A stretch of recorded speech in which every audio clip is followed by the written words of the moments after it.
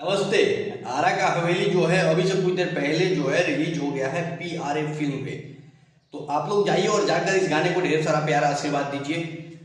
गाने में आकांक्षा दुबे का पवन सिंह के साथ मतलब कि कह सकते हैं कि गाना जो है वो लास्ट है, आखिरी गाना आप लोग को देखने को मिल रहा है आकांक्षा दुबे के साथ। और सबसे बढ़िया चीज़ इसमें ये मुझे लगा कि आकांक्षा दुबे को भावपूर्ण श्रद्धांजलि जो है वो फर्स्ट में ही दिया गया है इस गाने के साथ। तो टीम के तरफ से चैनल की तरफ से गाने की तरफ से श्रद्धांजलि तो दे दिया गया है।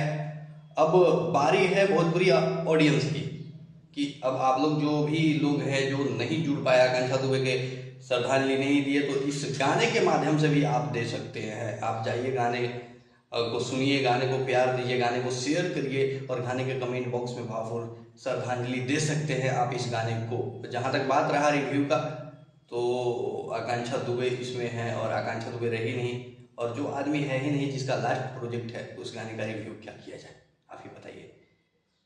तो कहीं से भी इस गाने को जो है रिव्यू करने का तो बात बनता ही नहीं है, क्योंकि आकांक्षा दुबे आप लोग समझ सकते हैं। और हाँ, जितना इसमें काम किया है आप लोग खुद काम देखकर समझ जाएंगे कि इस गाने का रिव्यू क्या होना चाहिए।